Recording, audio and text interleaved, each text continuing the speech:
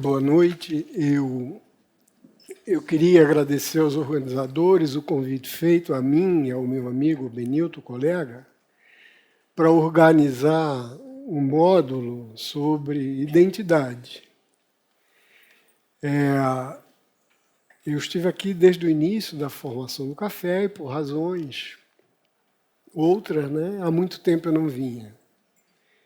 E é com muita alegria que eu encontro o mesmo espírito, a mesma vontade de discutir e debater coisas, desde o tempo que o Augusto Rodrigues estava aqui, que foi quem organizou, e com algumas pessoas e alguns animadores do café, como a Marta, o Giancarlo, agora hoje é o Mazili, tem a Gabriela, que também não conhecia.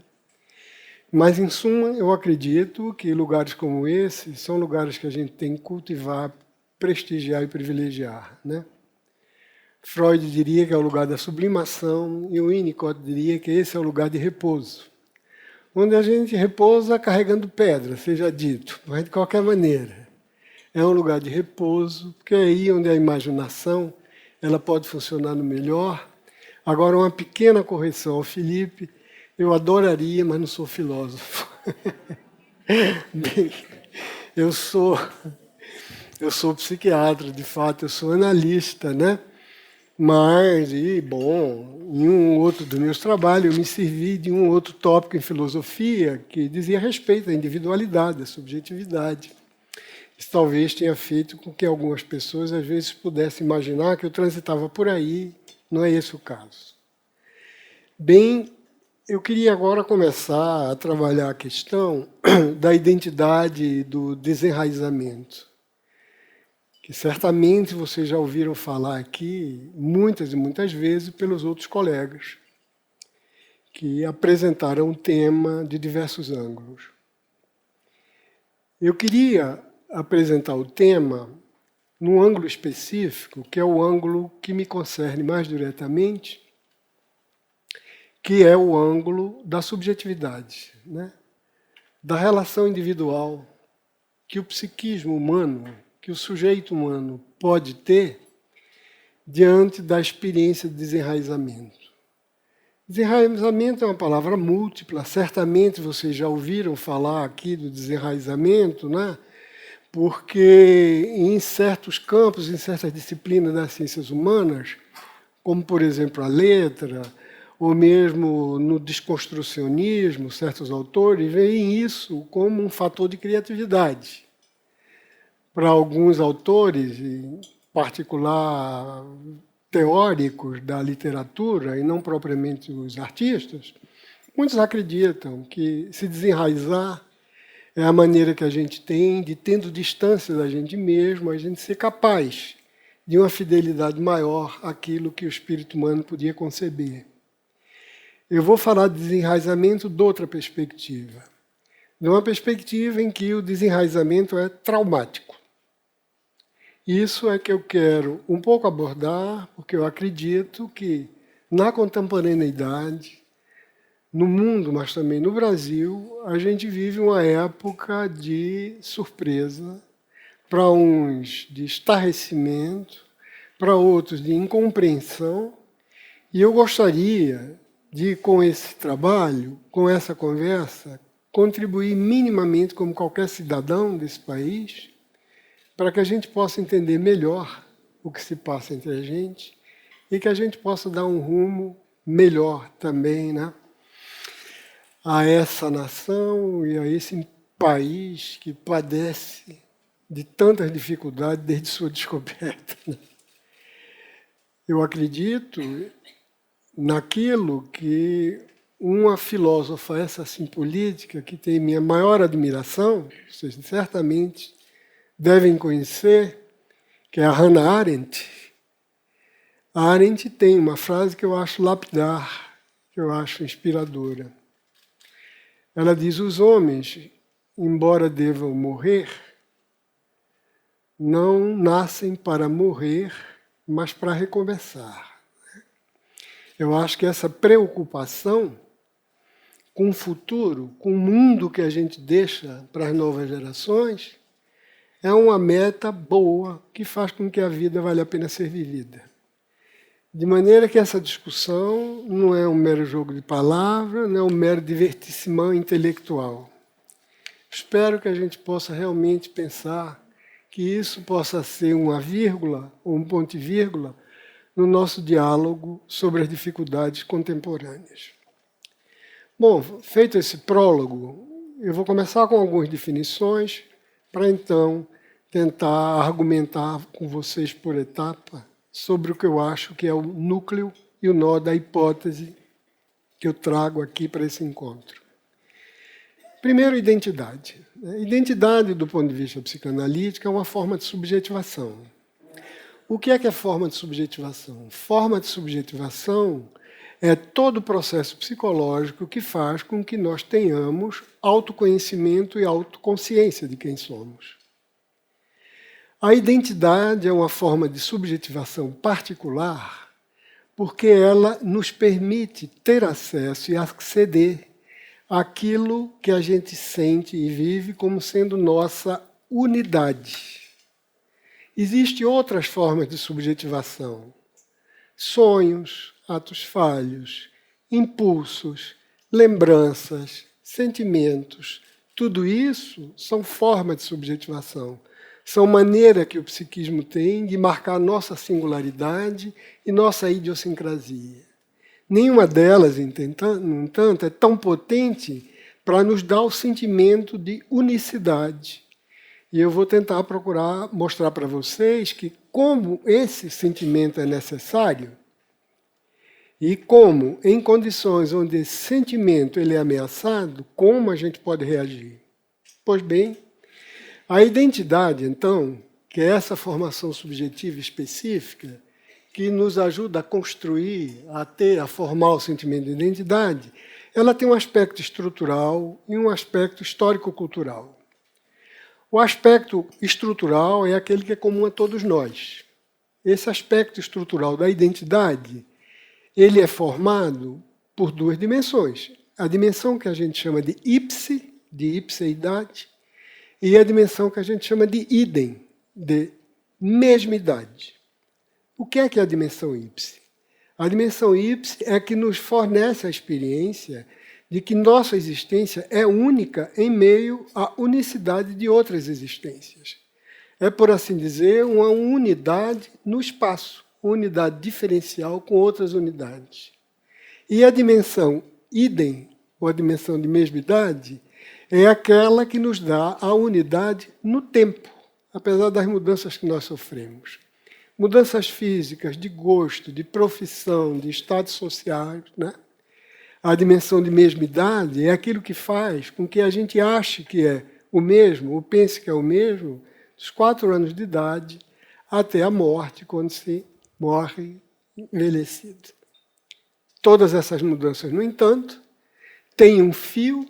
Esse fio a gente pode ver, ele é explicado de várias maneiras, não interessa agora no momento, interessa dizer que a identidade tem na dimensão de ipseidade, de unidade, uma das suas regiões de conforto, uma das suas regiões de equilíbrio. A outra dimensão da identidade, ou outro aspecto, o aspecto histórico, cultural, esse não é comum a todos nós. Esse é localizado, geográfica, historicamente. E essa localização histórico-geográfica é a localização, que eu vou falar aqui, da cultura ocidental, na qual nós fomos socializados. Que dimensão histórico-estrutural é essa? Também é uma dimensão bifronte. É a dimensão entre identidade privada e identidade pública. Uma categoria da subjetividade, uma categoria do existir pessoal, que nem sempre houve, que nem sempre transitou no mundo dos negócios humanos, e que foi basicamente a modernidade europeia, basicamente aquilo que antecedeu a Revolução Francesa e a pós-Revolução Francesa, que criou essas faixas, né? Essas duas esferas, a esfera da identidade pública e a esfera da identidade privada. A identidade pública é a identidade que a gente partilha com os outros, ou pode ser partilhável, lógica ou empiricamente. É a identidade de professor, a sua identidade política, a sua identidade das mais variadas possíveis, né? Essa identidade, ela possui traços em comuns que são generalizáveis. A identidade privada, pelo contrário, é o espaço de liberdade de cada um. É ali onde sua idiosincrasia predomina. A identidade privada é o espaço da imaginação, da particularidade afetiva, cognitiva, intelectual. É ali onde você respira, onde você ganha densidade, onde você sai da luz do público e vai reencontrar consigo de uma maneira que é única. Essa identidade privada, por isso mesmo, dificilmente pode ser partilhável. Essa identidade privada é alguma coisa, e os literatos e os artistas, né, são mais ou menos peritos, e uma das habilidades deles é de tentar fazer com que a gente consiga se identificar com esse universo íntimo, que é tão pessoal, que é tão único. Quando eles conseguem, bom, são bem-sucedidos. Essa identidade, obviamente, ela não tem critério, nem tem traços que possam ser generalizáveis. Claro, evidentemente, tudo depende da imaginação. No universo de Borges, no universo de Philip Dick, a gente pode pensar qualquer coisa partilhada com todo mundo. Posso dizer, sonhar em ouvir estrelas, dificilmente a gente pode querer que seja uma marca de várias pessoas. Mas Borges poderia dizer sim, né? Ou então, tem duas mãos e o sentimento do mundo, a gente pode dizer, nem todo mundo vai ser classificado como quem? Aquele é um tipo que tem duas mãos e o sentimento do mundo. Dificilmente. Embora a gente também pudesse, quem dera o Drummond tivesse essa força, a gente talvez, né, fosse um tipo humano até mais bonito, desde que a poesia pudesse encharcar a vida da gente com aquela qualidade drummondiana. Tudo bem. Qual é, então, o enredo, o script do meu argumento? É que o desenraizamento, que é um fenômeno que eu pretendo abordar com vocês minimamente, ele pode fazer com que haja uma crise na identidade. E uma vez que há essa crise na identidade, o psiquismo reage com um tipo de angústia e defesa de angústia que é muito particular e também muito nocivo, muito pesado, muito oneroso para a vida social, né? O desenraizamento, ele pode atingir a identidade de três maneiras principais. A primeira é fazendo com que a mudança na identidade pública desorganize profundamente a identidade privada. A gente vai ver exemplos disso. O outro que pode haver é que o desenraizamento é que a mudança na vida pública pode fazer com que pessoas que tenham a identidade pública estabilizadas se reconheçam como tendo valores, né, de paternidade, ou de profissão, ou de filiação política, ou religiosa, ou o que quer que seja, pode alterar esse equilíbrio de tal maneira que a pessoa também se sinta desorientada, mais ou menos sem encontrar. E o desenraizamento, enfim, ele pode privar pessoas, em determinados momentos, de ter acesso, de serem suporte, de se apropriarem de certas identidades que são identidades valorizadas, identidades públicas aprovadas, que suscitam admiração ou que são recomendadas. Essas três maneiras que existem, então, do fenômeno do desenraizamento a atingir as identidades públicas e privadas, elas acabam produzindo uma sorte de desorientação cultural que, como eu já disse, nós temos muito trabalho para recompor. Isso dito, o desenraizamento, como eu estou usando agora, é um desenraizamento muito voltado para a ideia do desenraizamento psicológico, para a experiência psicológica do indivíduo. Desenraizamento, nesse sentido, é a experiência de perda de vínculos de uma determinada forma de vida. O que é a experiência de perda de vínculos de uma determinada forma de vida? é quando os mecanismos básicos de ajuste e de reconhecimento de si acabam sendo desestruturados, desorganizados. É a maneira pela qual o enraizamento, a maneira pela qual no enraizamento a gente se reconhece como um que é semelhante ao outro, um que é diferente do outro, em suma, todo esse conjunto de hábitos, de percepções, que nos fazem saber que a gente é um, o outro é o outro, e que os dois consentem em tais ou quais prática de viver cotidiano, desde a ideia de que a gente sai, dá bom dia, e o outro responde bom dia, salvo estiver muito mal-humorado, mas que a gente espera e aposta um pouco na fidelidade, na benevolência, na previsibilidade de certos gestos. Se eu saio para trabalhar, ninguém pode dizer que isso é crime. Se eu saio para me divertir, ninguém pode dizer que isso é transgressão. Se eu saio para ter um encontro amoroso, ninguém vai dizer que isso é um pecado ou que eu fui endemoniado, eu não estou mais na Idade Média. Esse conjunto de atos e gestos cotidianos que nos fazem perceber, no meio absolutamente familiar, pois bem, a gente pode perder isso de várias maneiras. Isso pode sofrer um terremoto. A perda desses vínculos e a gente ficar como que flutuando é o que eu estou chamando de desenraizamento. Esse desenraizamento, então, é qualquer coisa que venha produzir toda uma série de reações psicológicas muito particulares e que eu vou recensear agora, porque eu penso que dependendo dessas reações, a gente pode se ver a braço com um momento de estresse cultural muito forte. Desenraizamento como noção, em ciências humanas, como noção, como conceito propriamente dito, que explica um mecanismo de formação cultural, é algo recente, né? Ele era usado, a palavra, na linguagem ordinária, mas nunca como um conceito. Ele começou a ser usado como conceito no século XIX. E, curiosamente, foram os pensadores conservadores, aqueles pensadores antimodernos ou antiluministas que estavam insatisfeitos ou que se achavam desorientados ou órfãos da Revolução Democrática Republicana, né, que a França tinha instaurado.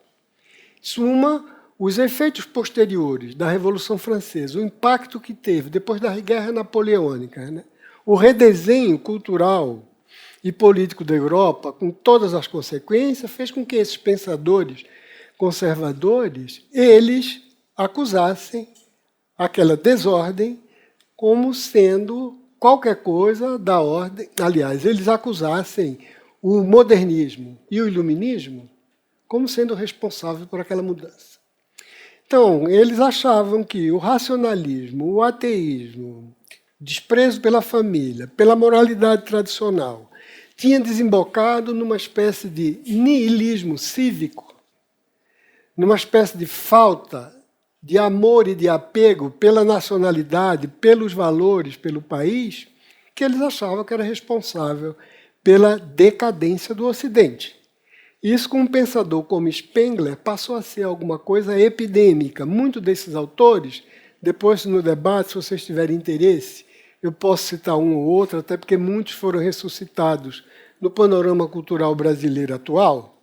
Pois bem, muitos desses pensadores, eles achavam que, efetivamente, a gente estava vivendo um declínio, que era uma espécie de fim do mundo, que as pessoas tinham perdido qualquer noção de honra, qualquer noção de reverência, qualquer noção de autoridade, né?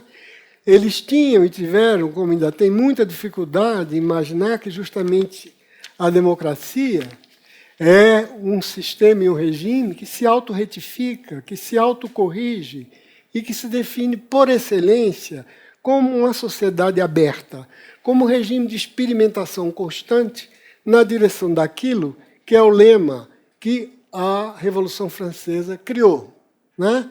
Nós estamos sempre revendo o que somos, com vistas à maior liberdade, à maior igualdade e à maior fraternidade. Quer dizer, para esses autores, esses pensadores, desenraizar-se seria você romper o pacto do trono com o altar.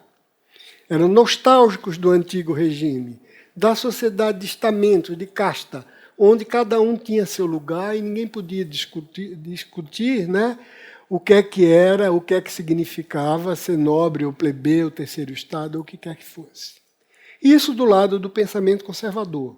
Do lado do pensamento crítico, os trabalhos sobre desenraizamento são mais recentes, começaram praticamente depois da Segunda Guerra Mundial. E eu vou abreviar, porque, em geral, todos eles vinham de duas matrizes, né? Uma matriz que eu chamaria marxista e outra weberiana. Qual era marxista? Era a ideologia de mercado, era o modo de produção econômica, era a criação de desemprego, era a precarização do trabalho, era a acumulação de desigualdades, era a superexploração, o que fazia com que a divisão de classe se acentuasse, etc, etc. No lado weberiano, era a ideia de que o aumento da racionalização e da burocratização da vida, pela progresso e crescimento descomunal dos meios técnicos de gestão e de produtividade, havia feito com que as pessoas viessem a perder o encantamento do mundo, donde a apatia, né, donde a falta de curiosidade, donde a inércia, donde se deixar efetivamente cair num pessimismo niilista que vinha de muitas dessas coisas. Bom, esse pensamento teve pensadores, né, teve autores geniais, né, modernamente, um Marcuse, um Philippe Riffe, um Guy Debord, um Baudrillard, né, um Lasch, Sennett, e sem contar, eu acho, com o maior de todos eles, porque é um intelectual de proa, e nós estávamos falando sobre ele ainda há pouco, infelizmente, né, morreu, que é o Bauman. É um homem de uma cultura extraordinária, um intelectual à la século XIX, efetivamente como a tradição humanista forjou, e que acabava num tom não desalentado, mas num tom constatado, um tom sério, que nós destruímos a civilização para constituir bandos de pessoas que, grosso modo, a gente pode dividir entre turistas e párias, né? Aqueles que têm acesso a tudo, que têm mobilidade, que têm condições de perceber o mundo, né, de uma ótica da águia, enquanto que outros que estão regionalizados, que estão presos àquilo ali, sem nenhuma segurança, e que têm do mundo, para falar como Nietzsche, né, a visão de rã, ou seja, de baixo para cima, sem conseguir absolutamente perceber como se localizar. Esse desenraizamento, no entanto, teve duas tradutoras que vão ser a tradutora de Skoll, e acho que eu vou me servir absolutamente, embora de rápido. A Hannah Arendt, que eu já falei, e a Simone Weil. Qual é a particularidade das duas que me faz escolhê-las, né, como interlocutoras privilegiadas? É que ambas viram a dimensão psicológica do enraizamento integrada à visão político-social das duas.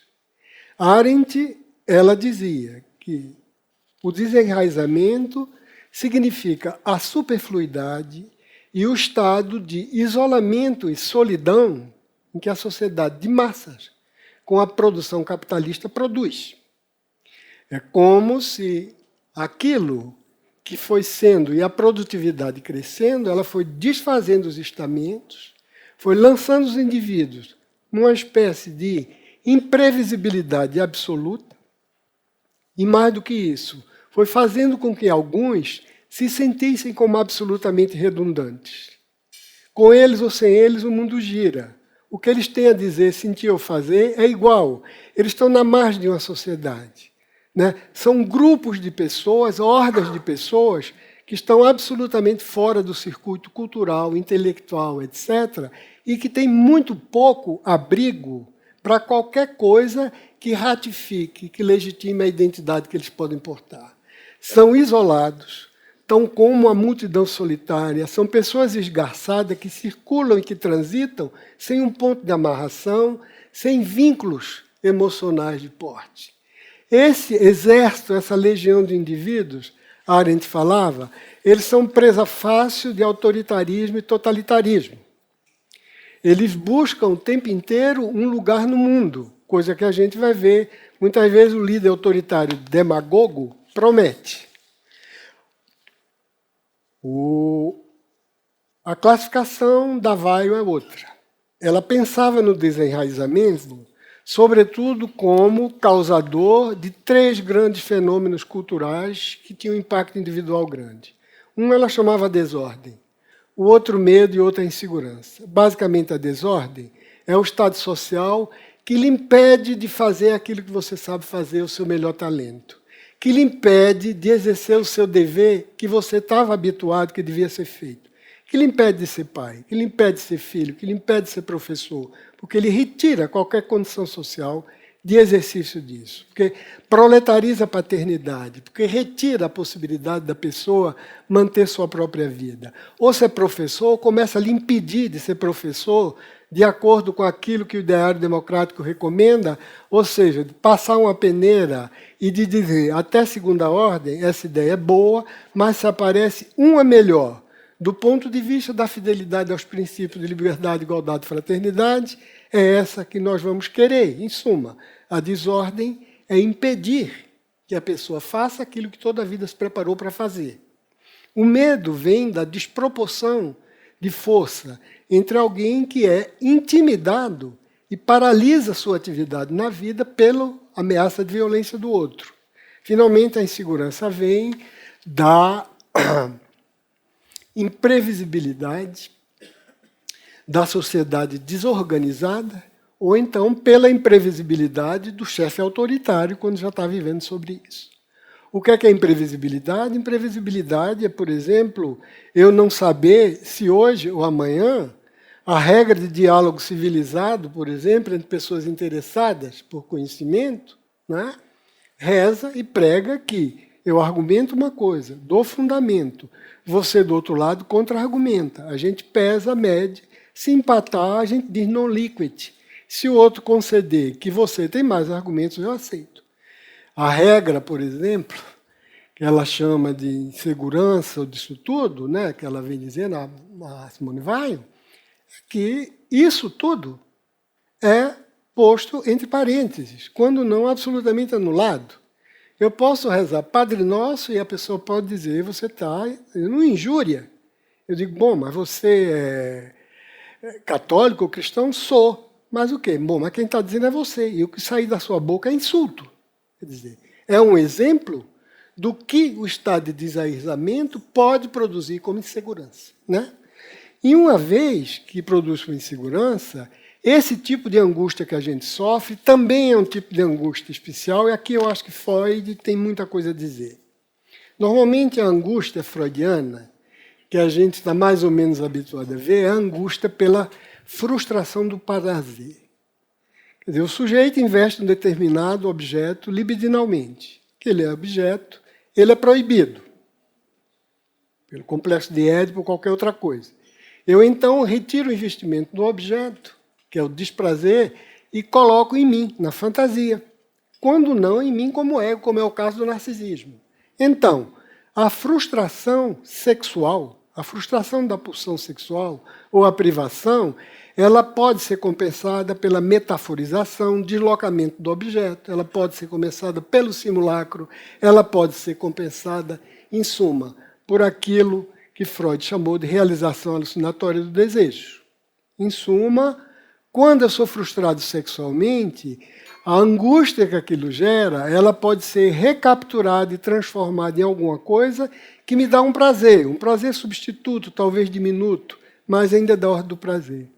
No que concerne a angústia de sobrevivência, aquilo que ameaça a sobrevida, o que Freud chamava de pulsão do ego, o destino é outro.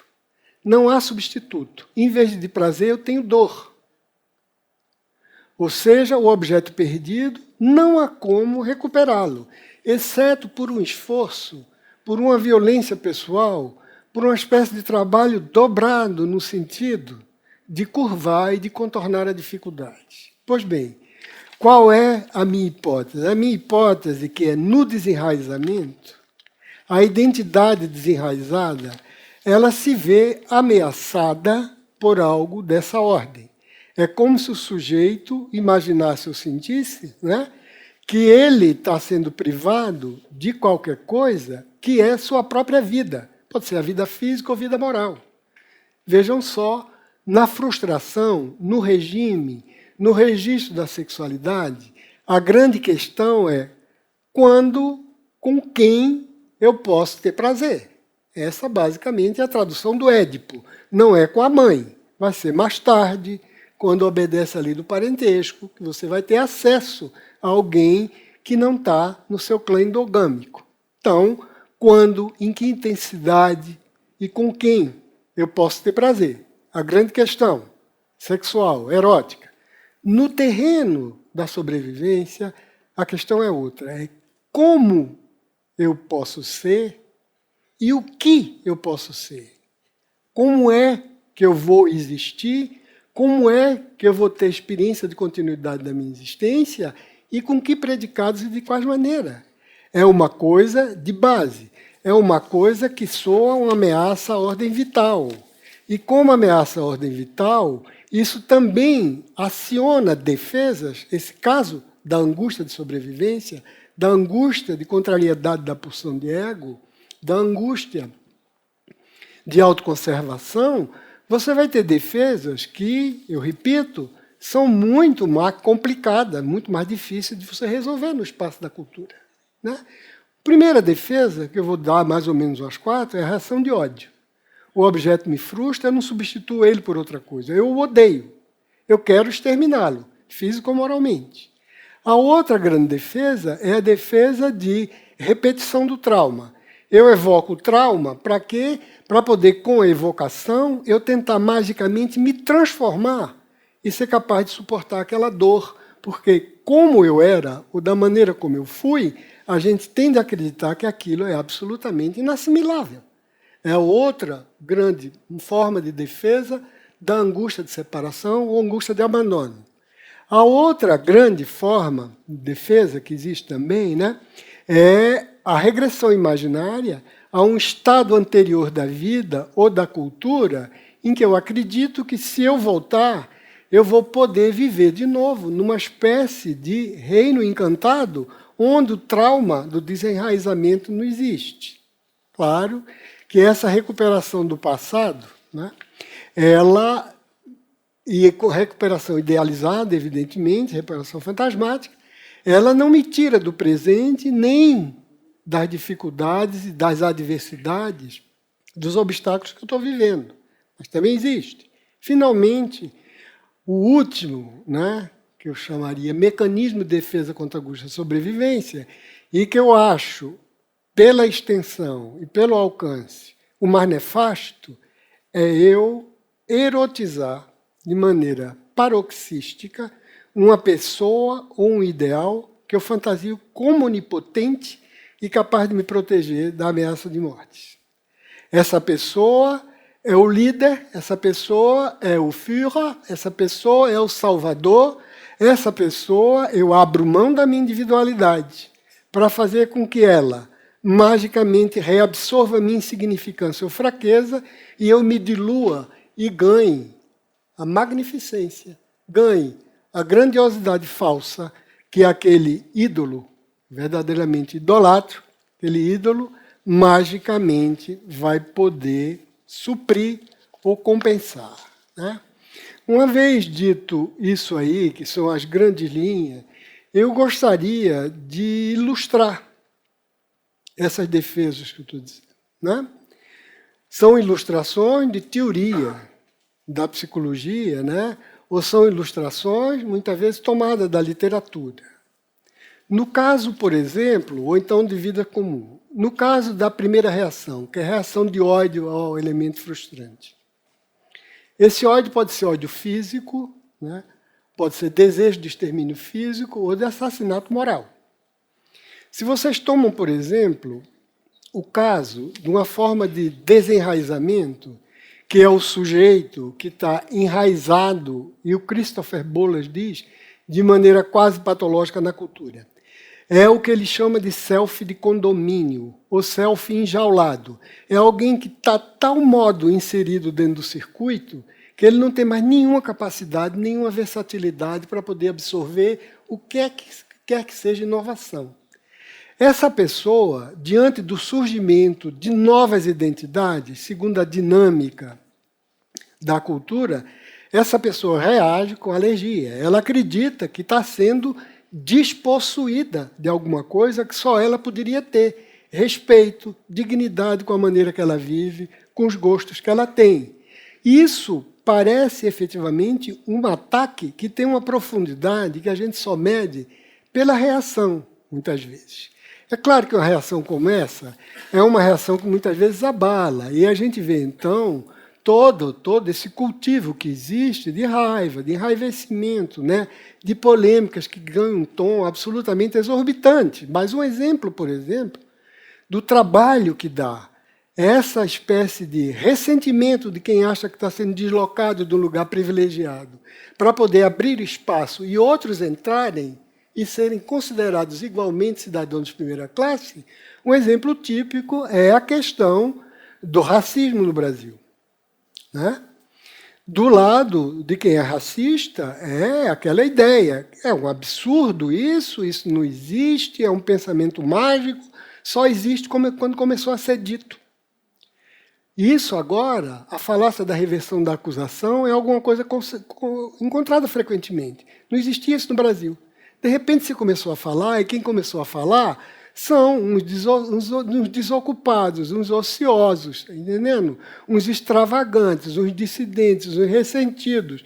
Gente que não presta começou a criar alguma coisa que nunca existia, que a gente vivia no universo Gilberto Freiriano. Daquela casa grande, daquela senzala, vivendo uma lua de mel permanente. Agora, isso é o trabalho deles. E quem efetivamente diz, mas olha, isso não é possível, ninguém tem passe de mágica, ninguém tem vara de condão para inventar qualquer coisa, eu não posso inventar agora que a gente é lunático vestido de terreno, embora muita gente tenha essa suspeita. Né? A gente é lunático vestido de terreno, terrestre, não é isso? Do lado da população brasileira, que quer gozar dos direitos que legitimamente lhe pertencem, você também exige um trabalho psíquico fenomenal. Tal exemplo do negro, a palavra negro.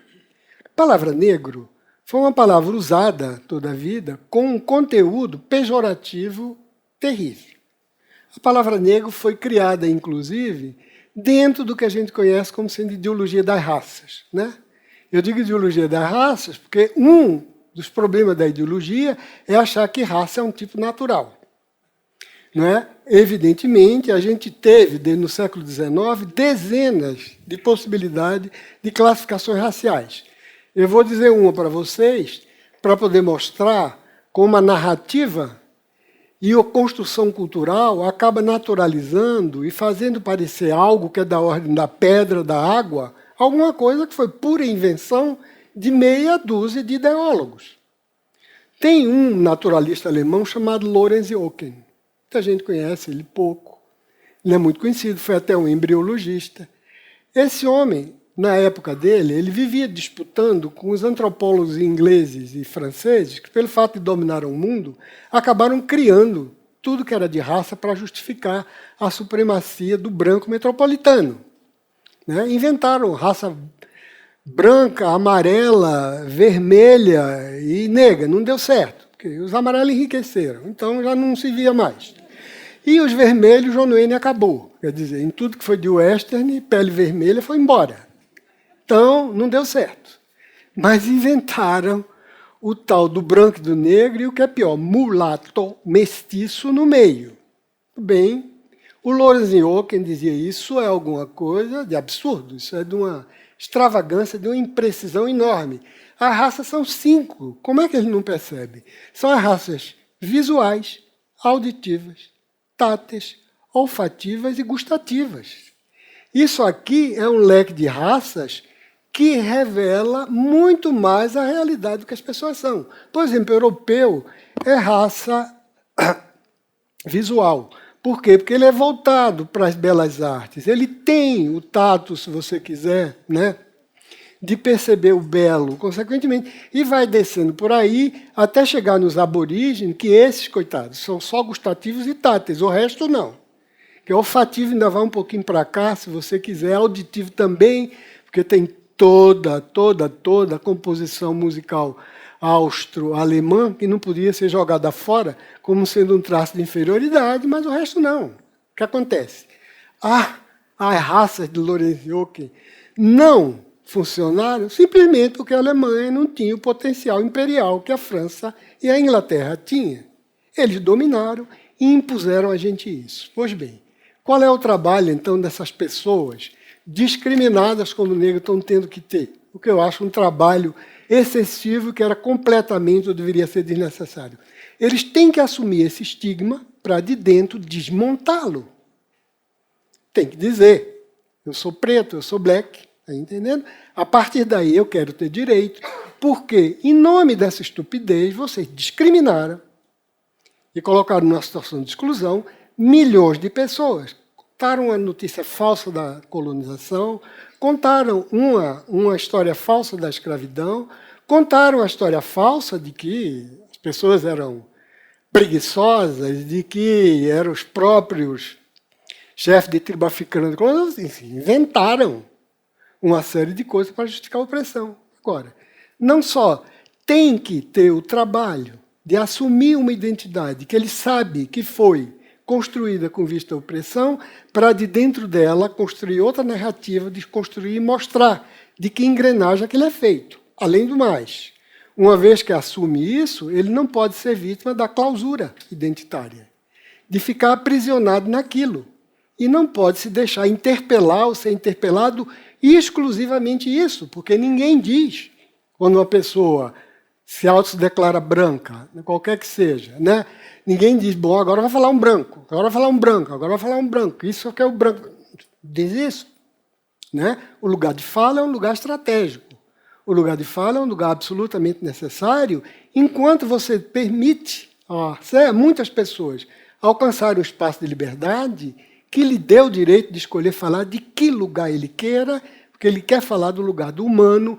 É isso que nossos princípios democráticos, é isso que nossa ética humanista preconiza. Pois bem, eu estou dando um exemplo do que é que a relação de ódio com esses tipos que o Bola chama de normopata, ou seja, é o normótico, porque tem neurótico, tem psicótico. Normótico é uma pessoa com a doença da normalidade, é uma pessoa que eu não uso doença porque eu acho que é estigma, mas de qualquer maneira, é alguém de tal modo, como diria Nietzsche, né, de pé e cara, metido no estilo de vida, que ele é incapaz de sentir outro cheiro que não dele.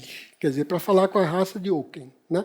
Agora, a outra maneira que você tem de tentar vencer o trauma do desenraizamento, que sacode, desbalanceia a identidade, é o que eu chamaria da rememoração idealizada, da tentativa idealizada de você construir, né, de novo, um passado pré-traumático quando você encontrasse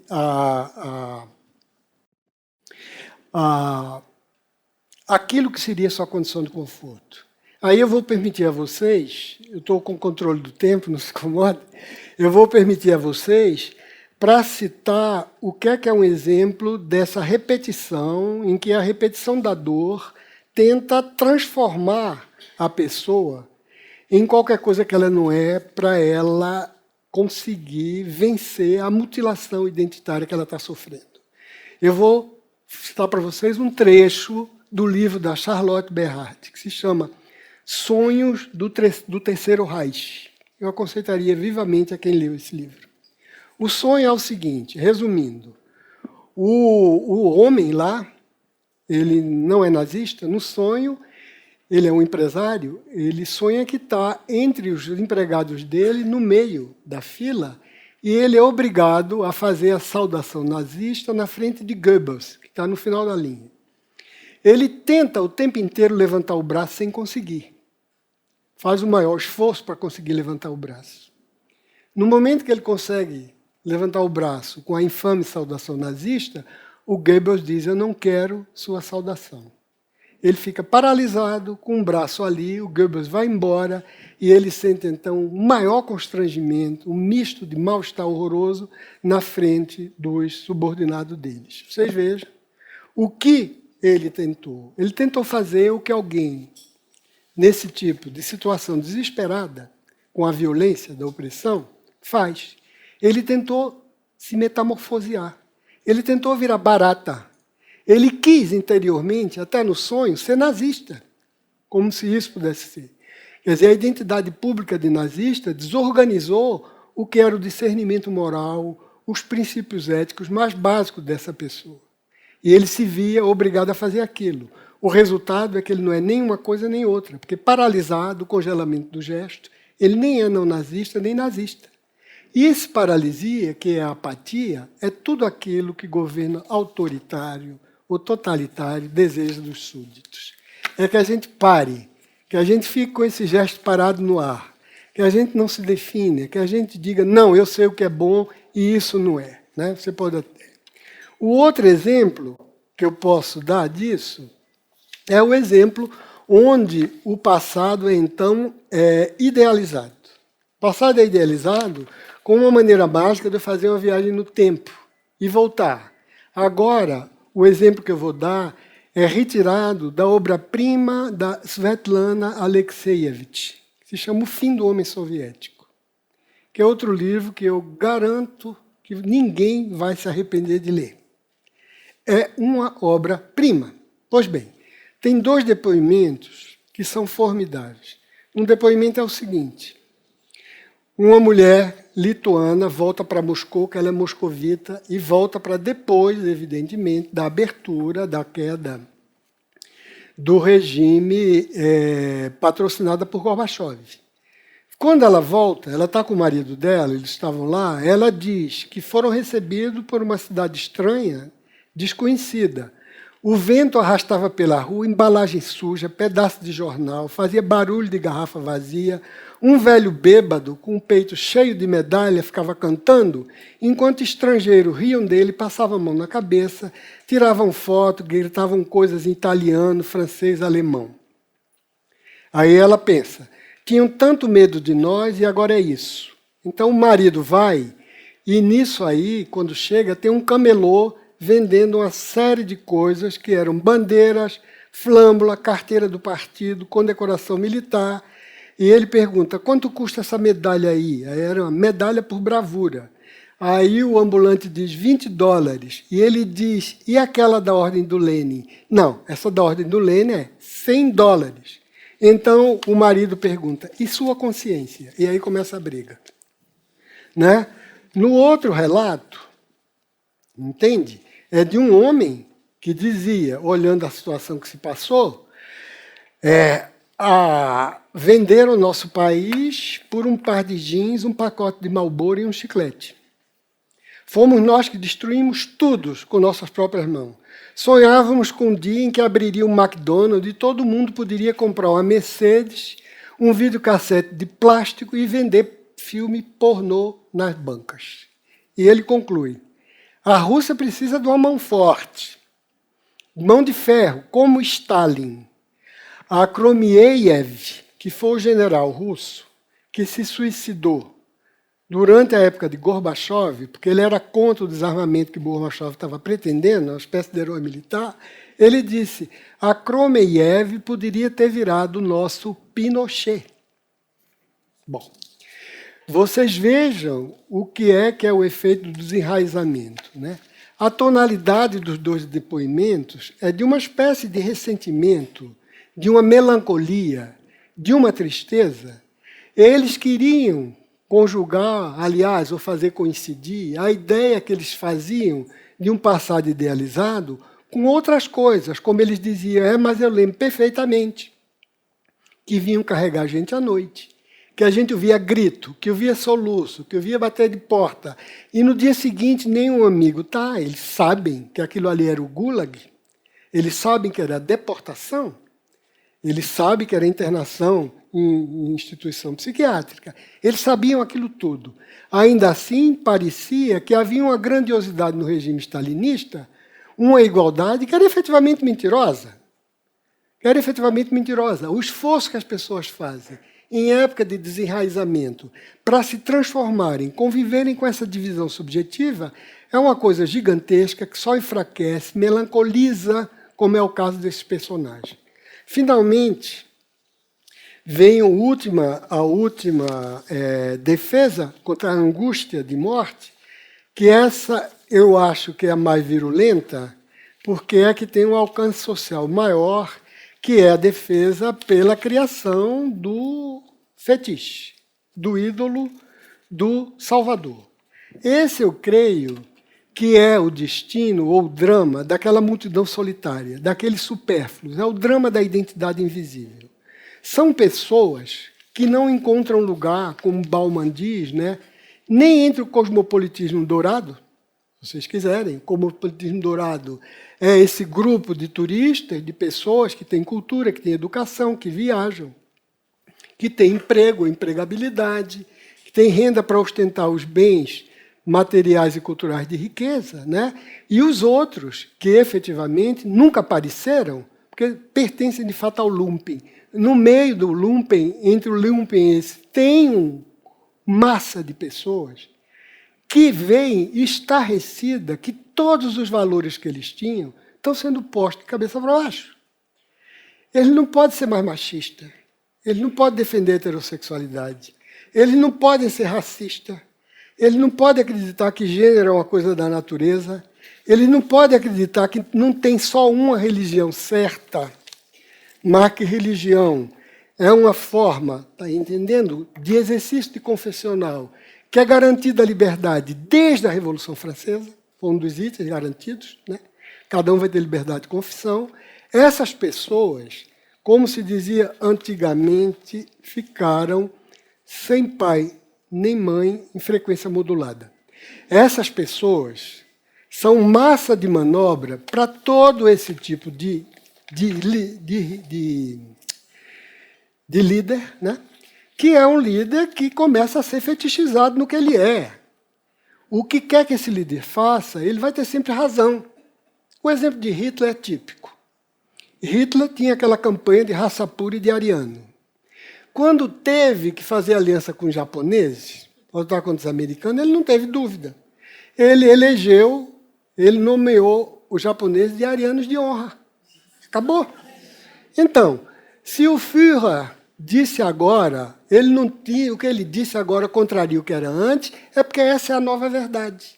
E ele tem boas razões para dizer a nova verdade, por quê? Porque é o Führer que diz. Não preciso de outro argumento. Ora, isso, evidentemente, é alguma coisa que, quando você abre mão de sua identidade esfarrapada e coloca nas mãos de alguém que você magnifica como Salvador, como aquele que vem lhe liberar da opressão de grupos ou subgrupos, isso tem uma potência explosiva gigantesca. E a potência explosiva gigantesca não vem só da adesão, em primeira instância. A potência explosiva gigantesca vem de dois fatos. Primeiro fato é que não existe regra para poder você saber se está ou não agradando o líder. Porque amanhã ele pode mudar de ideia. E você não sabe se sua dose exata de bajulação e servilismo é a correta. Porque, além do mais, tem concorrentes, né, para essa espécie de serviçal favorito. Primeira coisa é isso.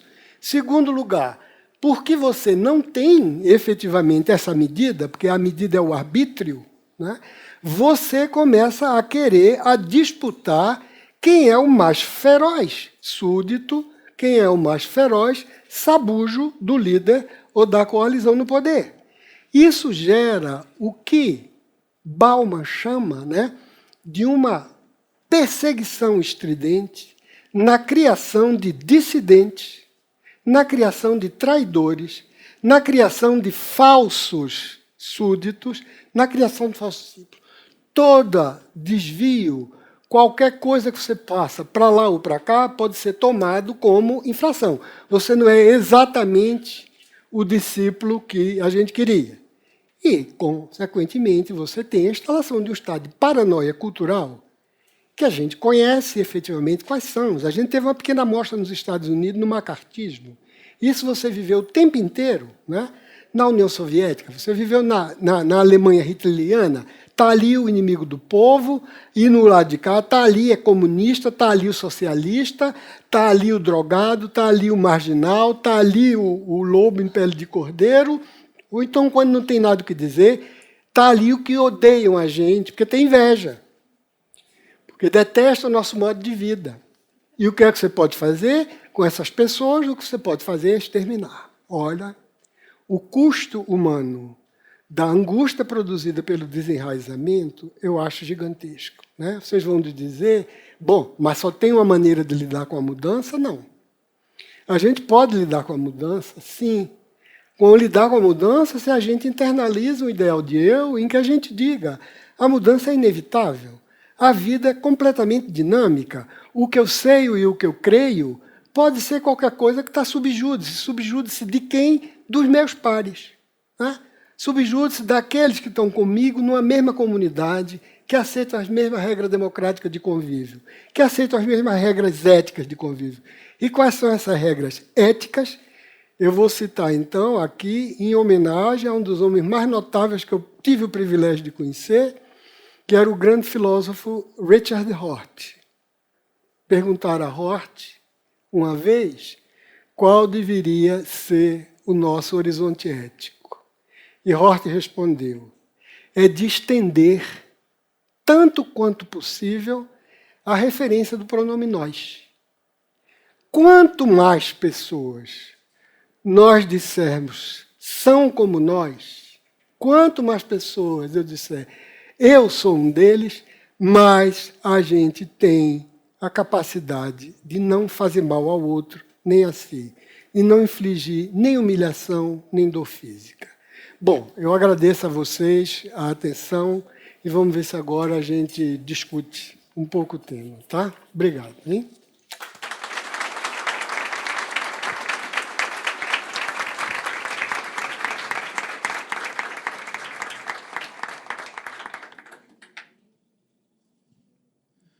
Obrigado, Jurandir, pela apresentação. A gente vai agora partir para as perguntas. Quem tiver aqui em Campinas e quiser enviar a pergunta, tem papeizinhos nas mesas, só anotar, passar para a produção.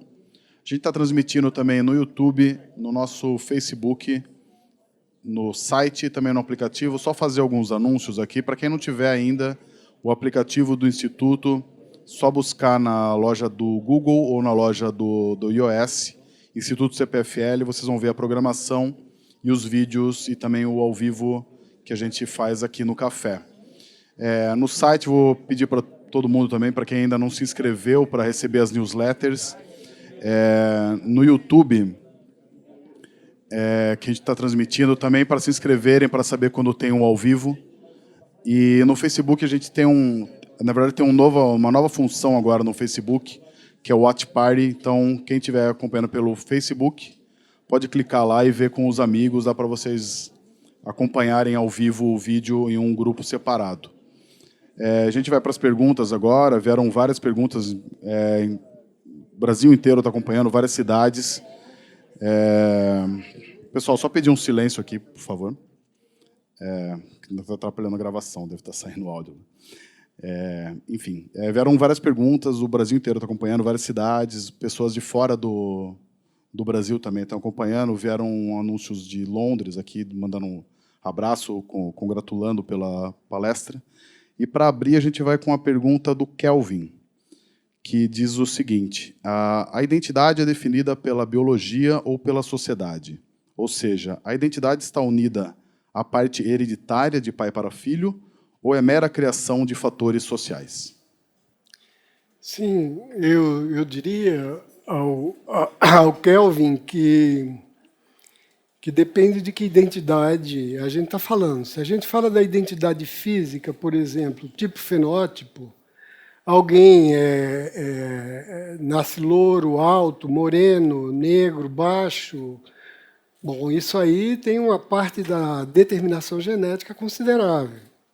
A identidade que eu estou falando é uma identidade sociocultural, psicológica. Essa, inegavelmente, ela tem como solo e como fundamento nossa disponibilidade sensório-motora, né?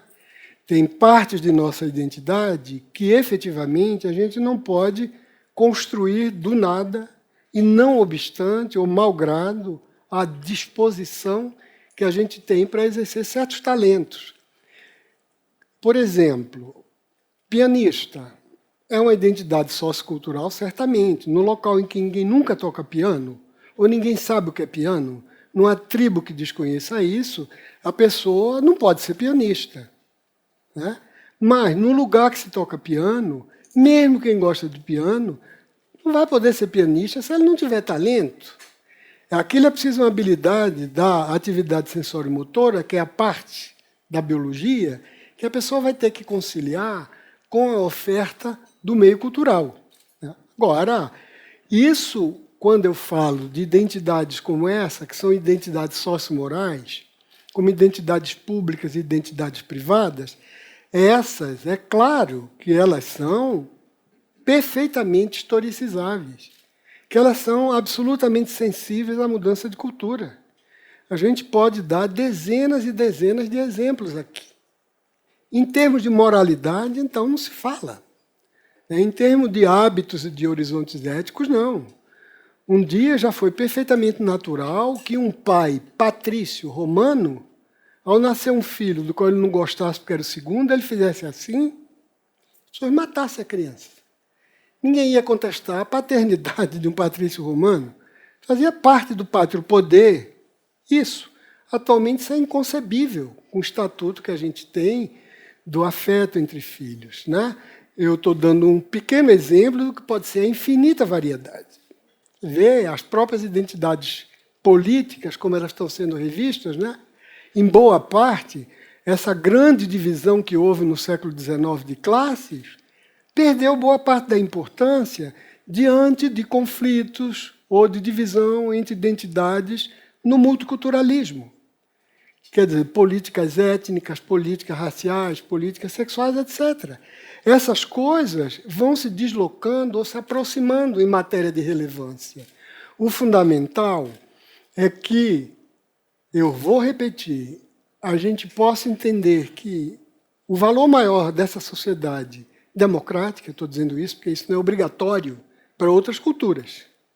O valor maior dessa democracia é que ela se autorrevê e que ela diz qualquer coisa que é muito importante a gente entender e que eu vou repetir literalmente, eu não tive oportunidade de fazer, mas agora, diante da pergunta dele, eu teria condição de dizer que a gente é uma cultura que preza, como direito humano, alguma coisa que é o princípio fundamental. E qual é esse princípio fundamental? É a dignidade.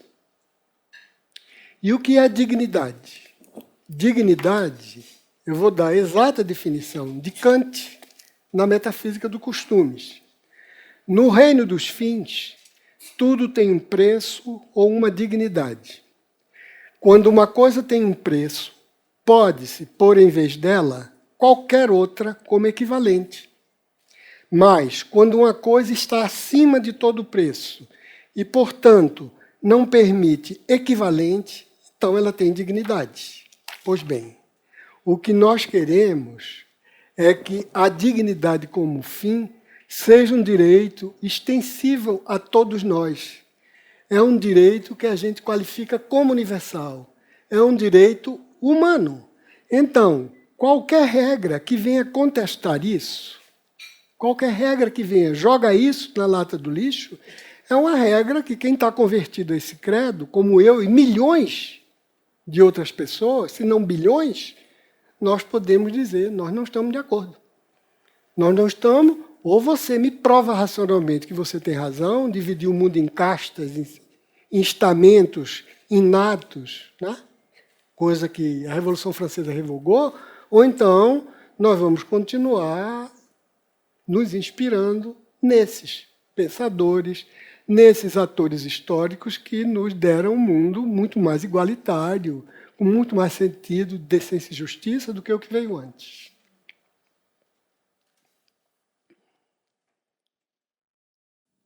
Uma pergunta que veio do público, do Carlos Alberto, o anonimato na internet tem propiciado o surgimento de fóruns de ódio.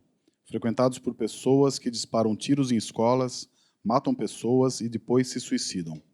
Estes fóruns são espaços de criação de identidade. Que tipo de identidade? É preciso combatê-los? Eu diria que esses fóruns são espaços de desconstrução de identidade. Eles são fruto do desenraizamento. O que é que se passa, por exemplo, a meu ver, no caso de uma criança que atira e mata coleguinhas, né? Esses casos que a gente chama de assédio ou de bullying em inglês, que sofreram e que se vingam dessa forma. É porque, por questões psicológicas ou questões de educação socioculturais, essas crianças aspiram de tal modo a serem normopatas, a serem como todos, que elas não suportam que aqueles a quem ela admira como sendo o tipo ideal as rejeite. Se você pensar, no fundo, é a pessoa que, bom, tem um tique, ou tem, sei lá, é um nerd, ou é mais gordinho, ou tem qualquer coisa, ou tem crença espiritual, ou tem uma sexualidade de outra ordem, quer dizer, um modo de fantasia sexual de outra ordem, que a média vai e zomba, discrimina. O desejo dele de pertencer à normopatia é de tal ordem que a reação de ódio vai até o extermínio. A mesma coisa você pode dizer, não desses fóruns de escola, de ódio da internet, mas do exemplo outro, do tipo, que é um tipo médio. É o normopata narcísico, por assim dizer, se é que a gente pode duplicar a normopatia, né? Mas eu digo isso porque ele se acha que o tipo dele hegemônico, ele é um exemplar superior. Então, os iguais que divergem ou não acreditam nele, ele quer exterminar. É um exemplo? O exemplo dramático, não é brasileiro, é norueguês. O Anders Breivik, um terrorista cristão norueguês, conservador. O Breivik, tinha um encontro social-democrata. Ele matou 77 pessoas, feriu 51 pessoas, porque ele queria falar em nome do tipo ideal norueguês. Tinha ali outros tipos ideais noruegueses que não comungavam da ideia dele. Ele, narcisicamente e de forma macabra, achava que ele podia determinar quem vive ou quem morre, quem tem direito de viver ou a cidadania, porque ele se toma como um normopata de primeira classe. O clube dele não pode ser frequentado por social-democrata. Tem que ser só do jeito dele, conservador como ele é. Vocês vejam como isso não é construção de identidade, isso é enrijecimento, isso é desconstrução de identidade, isso é incapacidade de conviver com a pluralidade, incapacidade de viver com a criatividade e a invenção, que são a regra do modo de vida democrático. A pergunta que chegou pela internet, do Thales, o desenraizamento é uma questão geracional? É um fenômeno comum a uma geração que afrouxou os laços sociais em troca de uma vida mediada por imagens e interações digitais? Eu concordo com você que esse é um dos fatores e é uma definição bastante aceitável do desenraizamento, né? Mas você tem outras formas de desenraizamento. Você pensa nos migrantes, né? Você pense nas pessoas a quem é dito, por exemplo, olha, e não vai ter emprego para todo mundo. A pessoa diz, mas como? Não vai ter. Ele diz, mas minha vida inteira eu aprendi que eu deveria trabalhar, que o trabalho dignifica o homem, que um homem ou uma mulher, de maneira genérica, sem trabalho, não é possível. Que foram gerações e gerações de escola, de família, de teorias, para poder formar uma massa de trabalhadores que nos Estados Unidos e na Europa Ocidental deram um pouco o modelo ao mundo de como a sociedade deve ser organizada. Uma sociedade organizada por trabalhadores na base. A gente acreditou nisso. Agora você diz que não é assim, não? Que mudou? Quem foi que mudou? A necessidade da economia. Espera aí, mas foi feita por quem? Que escândalo humano é esse? Não, pouco importa, né, as pessoas que deem um jeito na vida delas, porque o fato é que aqui tem uma lei de ferro, uma lei impessoal, anônima, matemática, científica, que diz que não vai ter emprego para outro mundo, é Roma locuta, causa finita. Bom, isso desenraizar. Saber que você não pode contar com o que você tem para sobreviver, para se exprimir de modo criativo, para ter respeito e admiração do seu filho, da sua mulher, do seu vizinho, do outro. E, de repente, isso lhe é retirado com uma desenvoltura de quem troca camisa.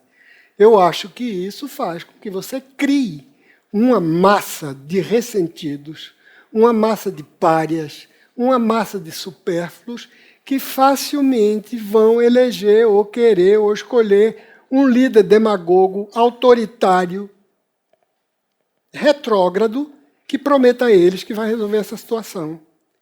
Se vocês lerem, por exemplo, um romance genial também, eu pego o exemplo da literatura porque os artistas são tão capazes de passar a força do que é recentemente a vida, né, que eu acho que ninguém mais do que ele, não tem teórico de ciências humanas que chegue àquilo.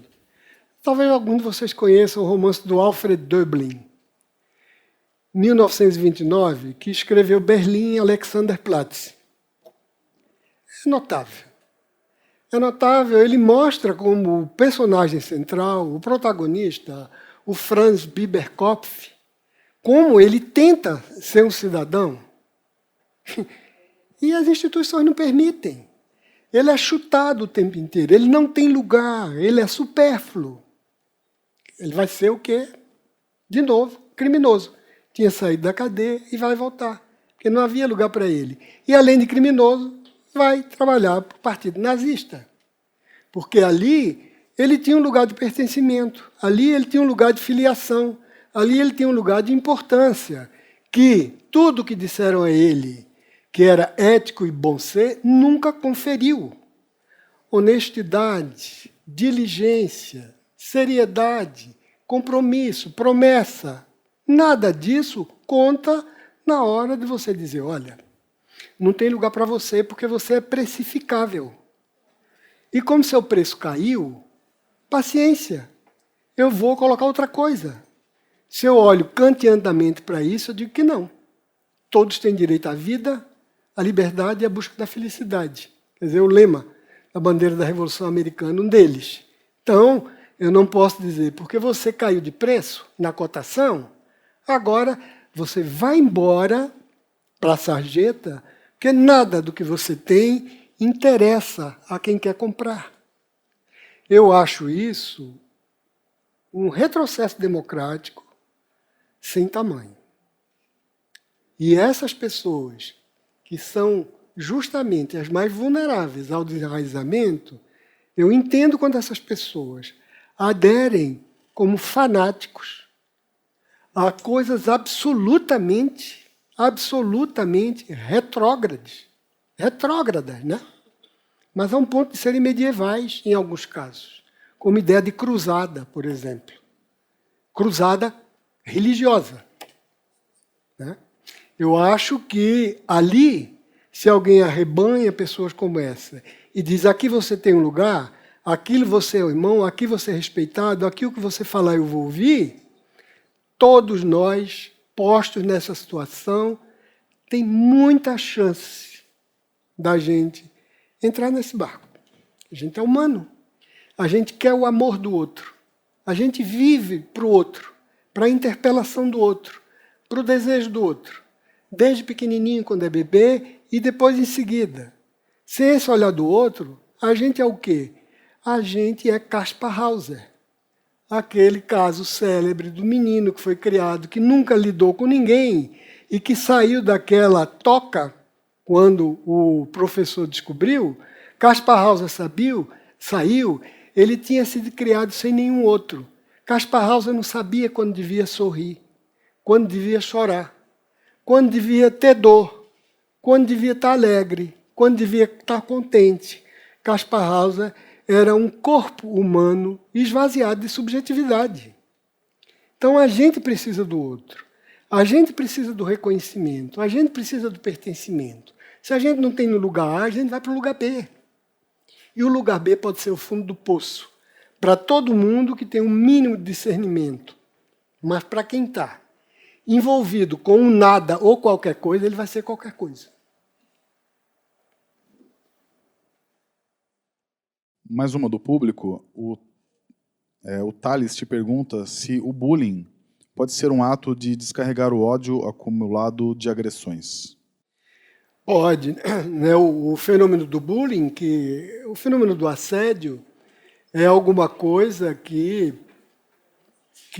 existiu desde sempre. Se você pegar, de novo, vou para a literatura, para não falar da experiência de cada um, se você pegar, por exemplo, o Musil, que é o aluno Törles, ou o nosso Raul Pompeia, no Ateneu, você vai ver a prática do assédio e do bullying. O que é que fazia com que o bullying não subisse à tona com toda a força e toda a intensidade que ele tem hoje em dia? É que você imaginava que o ritual de masculinidade passava por aquela prova.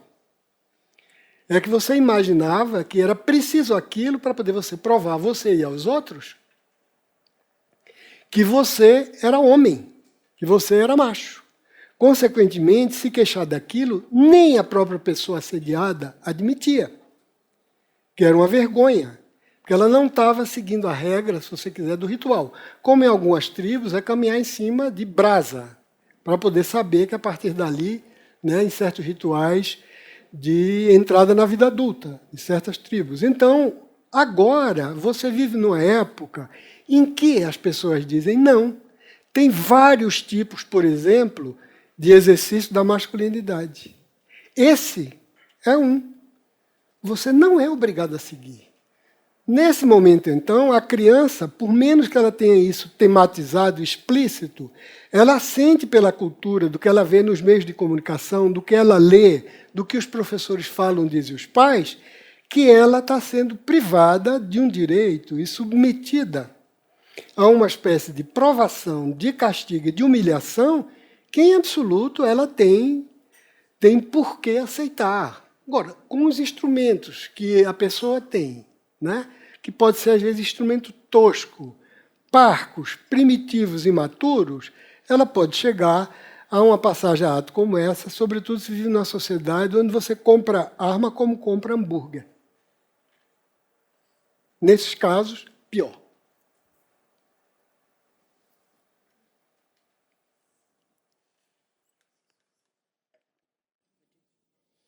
Boa noite, obrigado pela nossa palestra. Vou ler minha pergunta, que é qual é a saída ou como se dá o trabalho clínico para a pessoa que sofre do desenraizamento em relação à sua identidade de gênero? Que, em primeiro lugar, onde ela fica, que ela já não está enraizada e com aquilo que foi imposto, né, pela sociedade ou pela família, e, num segundo momento, que ela se depara com a falta de suporte, né, seria o holding da sociedade que não lhe dá a chance de ter uma vida normal, né? Certo. É uma boa pergunta, porque é um desses casos, uma dessas ocorrências, um desses eventos modernos que está desestabilizando muito as identidades tradicionais. É claro que identidade de gênero, seja em que gradação, em que tonalidade, em que forma for, é qualquer coisa que está sendo discutida e pela primeira vez, tanto quanto eu saiba, na história do Ocidente, tematizada como sendo alguma coisa de relevo humano. Quer dizer, as pessoas ainda têm instituições precárias, mas já têm muito mais do que tinham há 40 anos. Não precisa ir longe, né?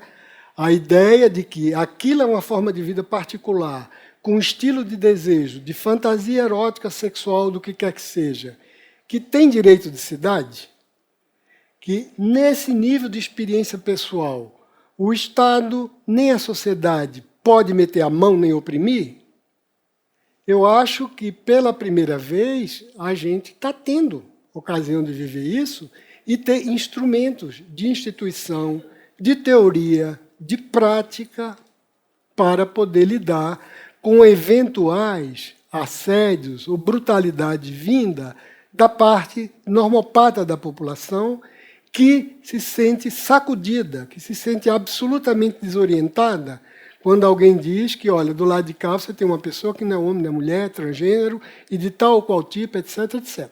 Né? Boa parte das pessoas tradicionais, toda a vida, quando foram submetidas a isso, a gente sabe.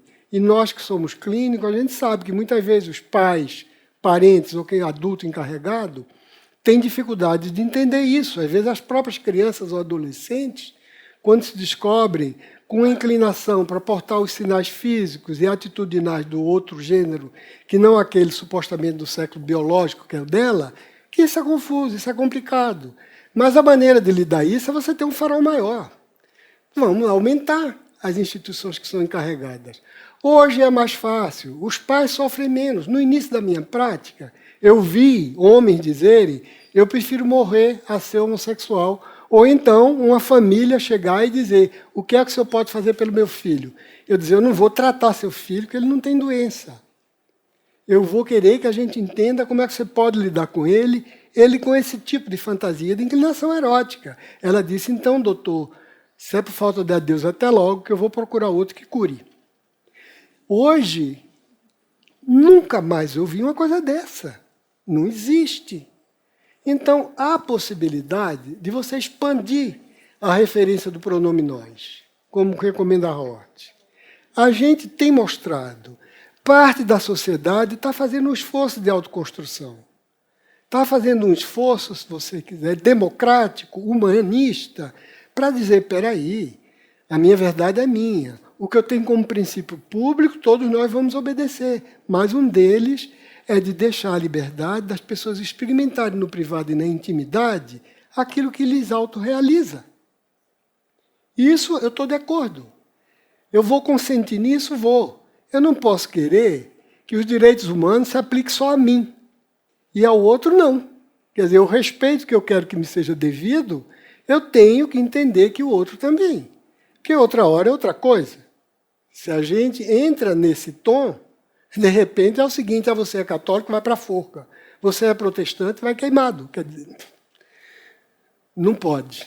Eu acho que a ideia de identidade de gênero é um tema que surgiu, foi qualquer coisa que acompanhou, inclusive, de perto, não só o primeiro movimento feminista dos anos 60, 70, em seguida teve um enorme desenvolvimento por conta da discussão do flagelo da AIDS, né, onde a condição da então chamada homossexualidade feminina, o movimento gay, sobretudo masculino, homossexualidade masculina, me engano, veio à tona com uma discussão ampla na sociedade e muitos setores foram receptivos a rever seus próprios códigos. Né? Setores que, efetivamente, são setores mais abertos à cooperação e ao trânsito entre culturas e classes. A universidade, a imprensa e as artes. Não é à toa que esses três são, em geral, o alvo de ameaça dos estados autoritários. É porque eles sabem que aí é justamente um lugar de reserva que as democracias construíram para que essas experimentações tenham ressonância, para que a novidade da cultura ela possa ser transferida para a maior parte do povo e receber de volta e reelaborar. Então, esses setores são setores que são frágeis no primeiro momento de governo autoritário, mas são setores que têm que resistir absolutamente. Como é que é resistir? É fazer o que tem que ser feito, imperar a ordem. Não ter medo dessa violência que às vezes é dragão de papel e não ter insegurança, ou seja, ter confiança no seu próprio valor. Então, no caso dos transgêneros, e pode ser para outras identidades, por exemplo, por discapacitados, pessoas que até então tinham limitações físicas e que eram vistas e denominadas de maneira pejorativa, com déficit ou o que quer que seja, essas pessoas têm direito. Vamos construir acessibilidade, vamos ouvi-la, vamos ver falar de que lugar ela fala. Né? Esse mundo não é um mundo do céu, é um mundo de autocorreção, de autorretificação, de aperfeiçoamento democrático. É isso. É a gente olhar de novo esses princípios que a gente está de acordo em viver dizer que isso é possível. E não retroceder à pré-modernidade. E não retroceder como algum desses pensadores conservadores do século XIX que dizia, não, racionalidade nenhuma serve. O que é que serve? Minha intuição. Bom, se é minha intuição, entende? Não, porque na minha intuição me coloca de imediato com uma transcendência que essa é perene, ela perpassa qualquer formação leiga e só o que vem dali e que eu escuto no recôndito do meu coração, eu posso dizer que é verdade. E se eu não disser que é verdade? Ah, porque você é um herege, porque você é um dissidente, porque você é um ateu, porque você é um incréu, porque você merece a fogueira. Vocês pensem que retrocesso é esse, né? O que vale, eu repito, para os transgêneros, vale para todas as outras identidades que a gente chama minoria e que a gente coloca hoje em dia no grande guarda-chuva da política de identidade. Essa política passou a conviver com a velha política de divisão de classes, que não tem mais o mesmo perfil. O operariado hoje, sobretudo industrial, é resumido. A gente não pode acreditar que o rural também, está entendendo, ou que o lumpen também mudou essa configuração. O que a gente tem, né, é uma grande aspiração a que os ideais democráticos eles se cumpram e se desenvolvam. As teorias, o que vier como apoio à prática, melhor. Se o apelo para que a gente mude, para que a gente saia da posição congelada, petrificada, que nosso conforto deixava, se pode vir de aparência fenotípica, se pode vir de modo de sentir atração sexual, de modo atitudinal, de maneira de se relacionar com o mundo, se é uma pessoa que não vê e que, de repente, pode ensinar a gente como o tato é alguma coisa rica, se o outro é um falante gestual e não verbal, isso tudo a gente tem que estar aberto. Eu já não falo nem da questão homem-mulher, porque essa, apesar de não estar decidida, ganha um fôlego, uma força extraordinária, porque a tradição de luta e de defesa é maior, não é? Desde o século XIX, em particular, a história do movimento sufragista, até os grandes movimentos feministas dos anos 60, né? E que agora retomaram um fôlego muito maior nos últimos anos, nos últimos tempos, depois que uma disciplina universitária como a crítica cultural começou a existir nas universidades, boa parte. Isso ecoou na imprensa e isso, sobretudo, perpassou a produção cultural. São filmes, são seriados, são peças de teatro, são romances que repercutem tudo isso. Isso é a maneira da cultura colocar no nível maior, no nível mais refinado, aquilo que é muito doloroso viver ou lutar contra. A gente não pode ceifar, eu acho que é o maior crime quando você quer absolutamente anular ou atrofiar a dimensão da imaginação, como vocês veem dentro da universidade, como vocês veem na produção artística, na produção intelectual como um todo, e como a imprensa é responsável pela difusão disso. Querer fazer isso é a gente querer nos mutilar dessa enorme área de sublimação e repouso, como eu disse que Freud diz. É nesse terreno da representação que eu posso falar da dor e ela ser bela o bastante para que eu não sofra tanto. Quem lê, está entendendo? Um romance feito O Sol na Cabeça, desse garoto lá, o Giovanni Martins, né? Que retrata, que é um grande escritor, um garoto jovem. Ele retrata a vida naquelas favelas do Rio de Janeiro, naquela aridez, naquela dureza, naquela limitação de horizonte. Ele retrata o racismo, ele retrata a violência das milícias. Aquilo tudo que a gente, quando vê, quando se depara, é um absoluto horror, ele faz com que a gente pense duas vezes, que a gente crie outros elos de solidariedade, que a gente se sensibilize e não queira matar todo mundo com um tiro na cabeça. Faz tudo isso, Giovanni, e de uma maneira delicada, de uma maneira que nos conforta, de uma maneira que faz dizer, a gente é mágico no sentido de transformador em beleza. Então, ceifar esse movimento da cultura, ceifar a inteligência. Eu acho um dos piores crimes que o autoritarismo populista ou o totalitarismo pode fazer. Né? Eu estou me estendendo um pouco além do gênero, mas porque vale também para o gênero, vale também para qualquer uma dessas coisas que a gente reporte como sendo a faina humana, como sendo a dureza humana, como a arte, não é? Como o pensamento sublimado transfigura isso tudo e faz com que a gente adote outra posição. Não é à toa que, a título de brincadeira, de novo meu herói Richard Hort, ele dizia que a Cabana de Patomais fez mais pelo racismo do que toda a obra de Kant, com os direitos humanos.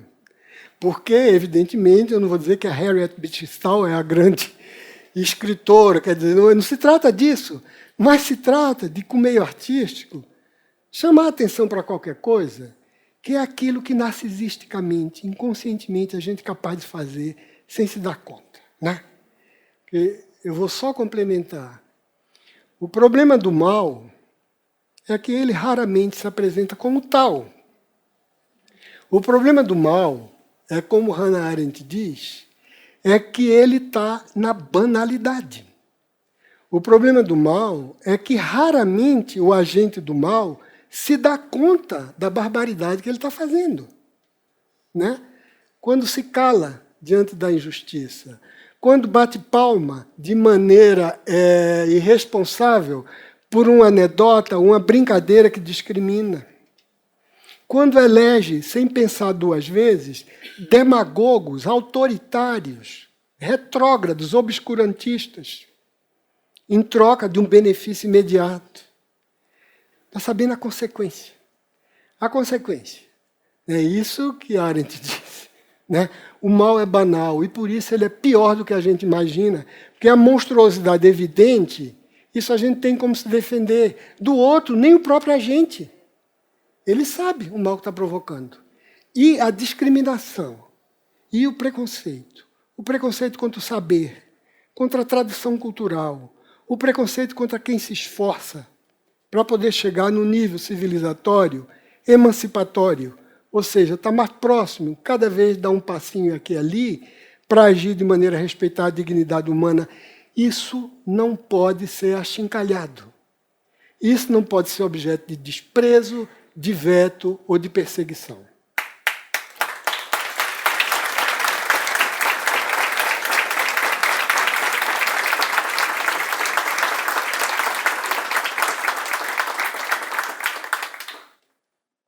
Boa noite.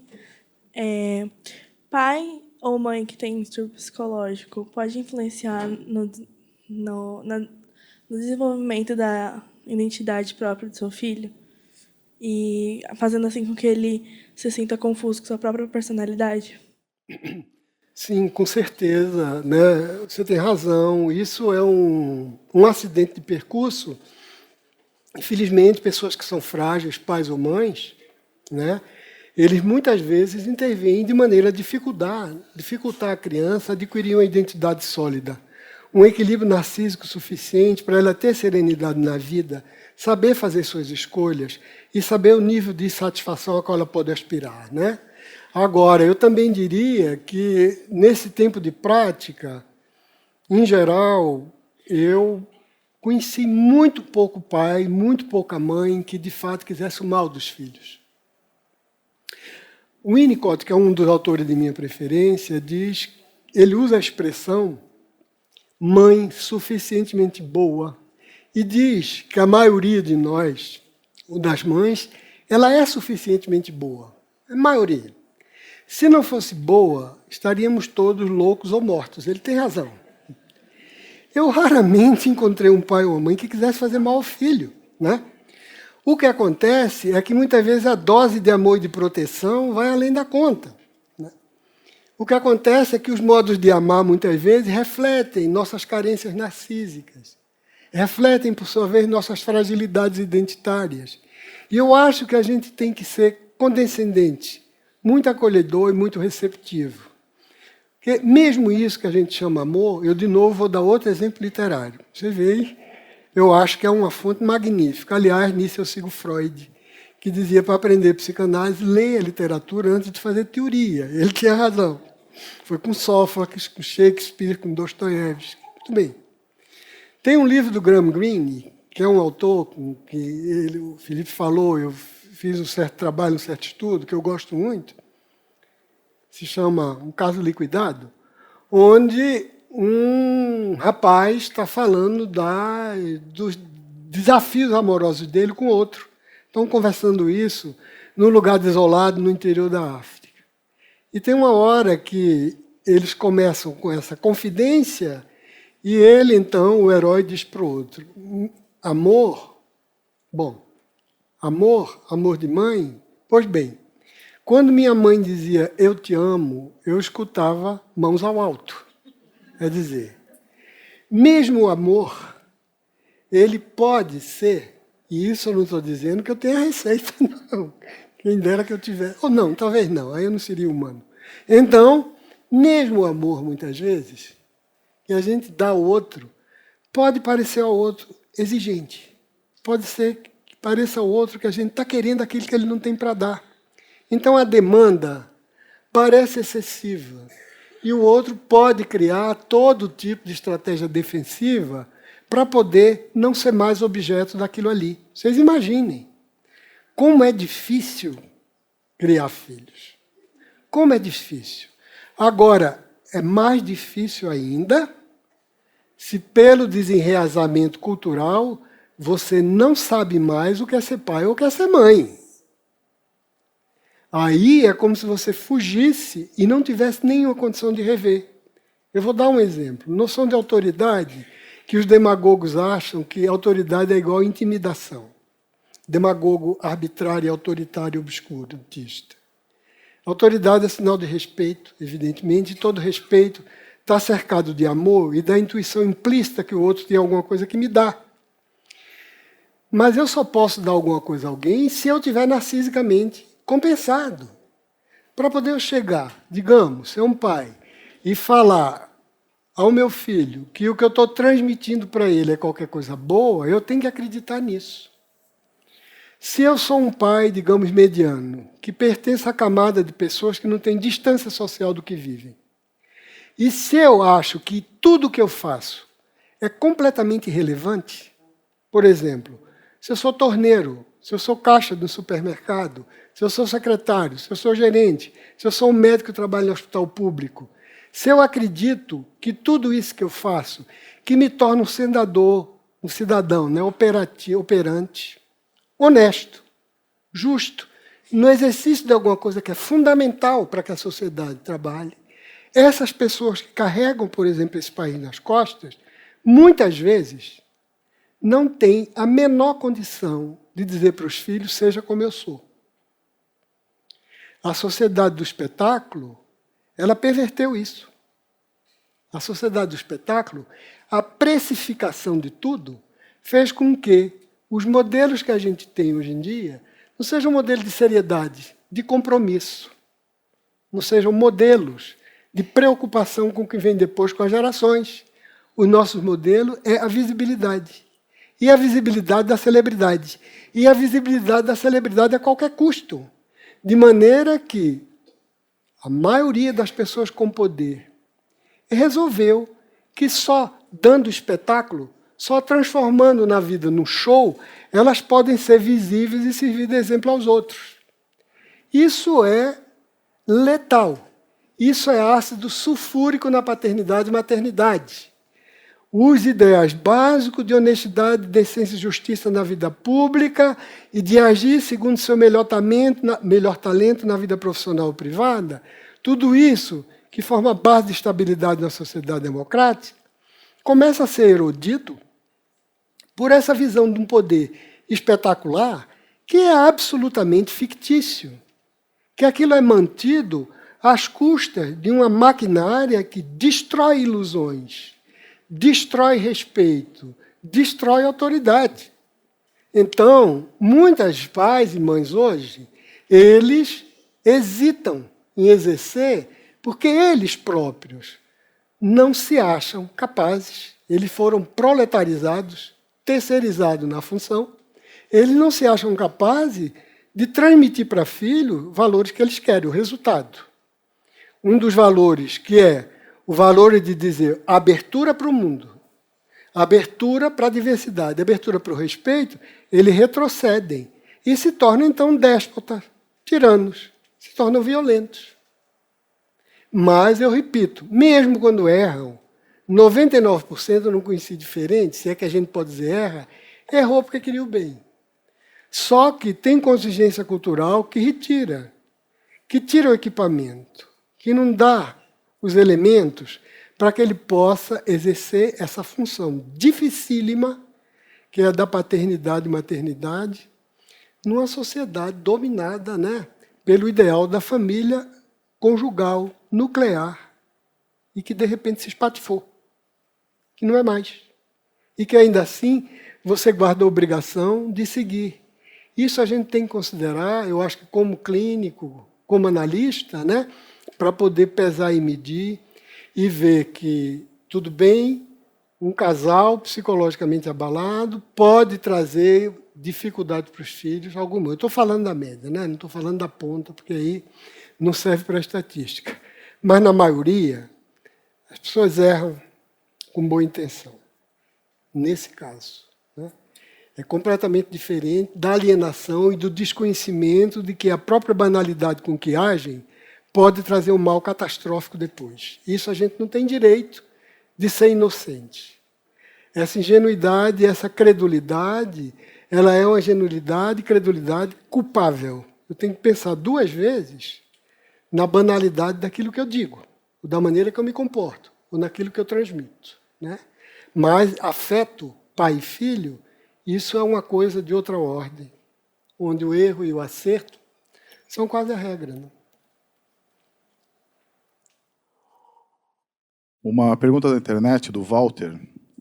Ele te pergunta o que o senhor pensa dos atalhos oferecidos pelas redes sociais.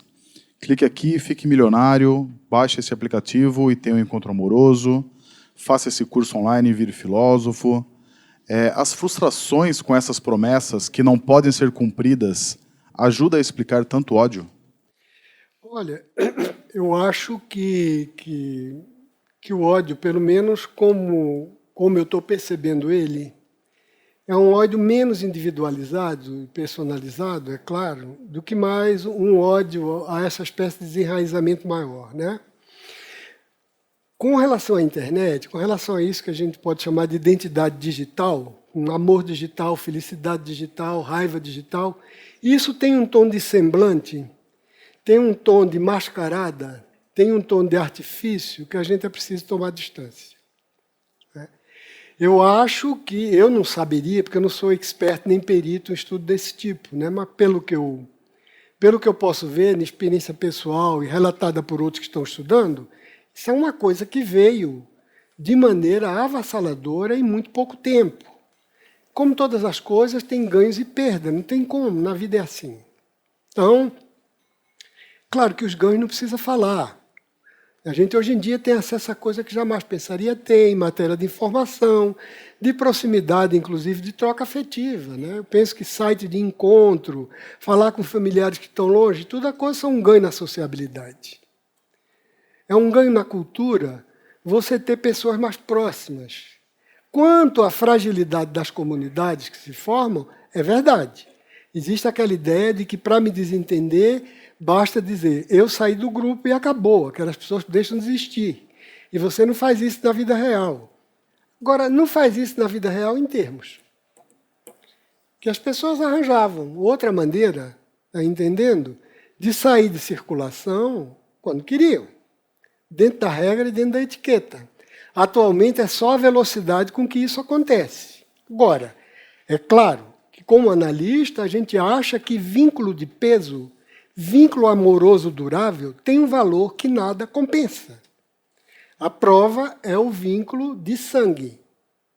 É qualquer coisa que a gente diz o tempo inteiro, não tem ex-pai, não tem ex-filho, não tem ex-mãe, não tem nada disso, porque a gente sabe o quanto um vínculo desse durável é algo que é absolutamente precioso, porque isso é o abrigo no mundo sem compaixão.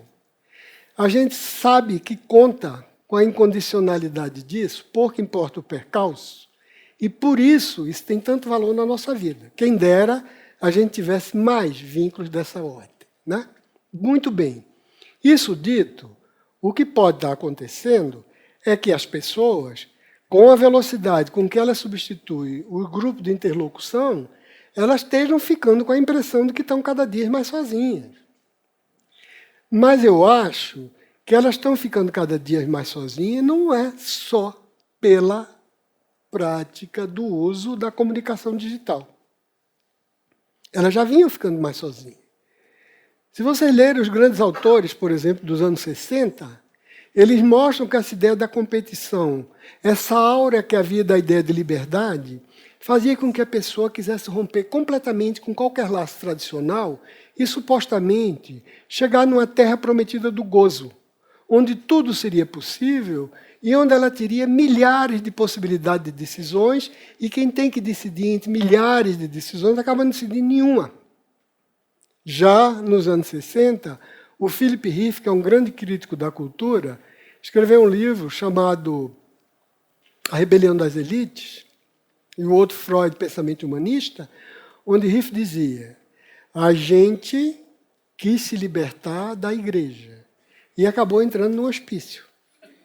Hoje, a gente, está entendendo, vive feito animais, cada um na sua jaula, dentro de um zoológico.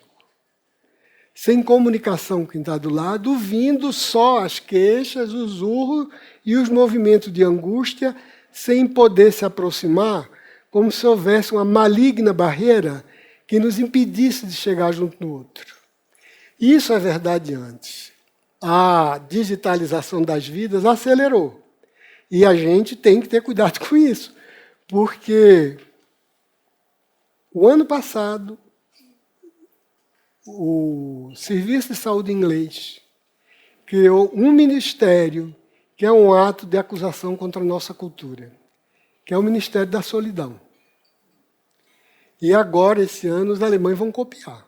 Por quê? Porque 10% da população inglesa estava padecendo de um isolamento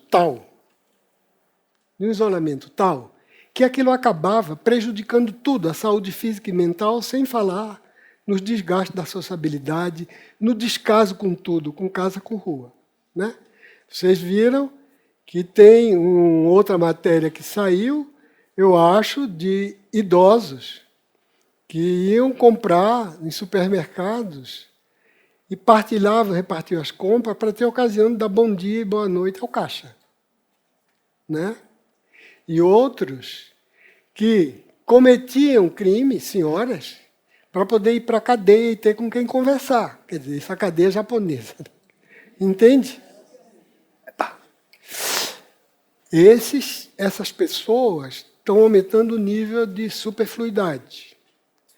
A gente não suporta conviver com isso. Esse isolamento que Hannah Arendt diz é o fenômeno elementar do totalitarismo. É o estado de desgarramento, é o estado de solidão, onde então alguém te promete um pertencimento que por isso você está no clube dos privilegiados.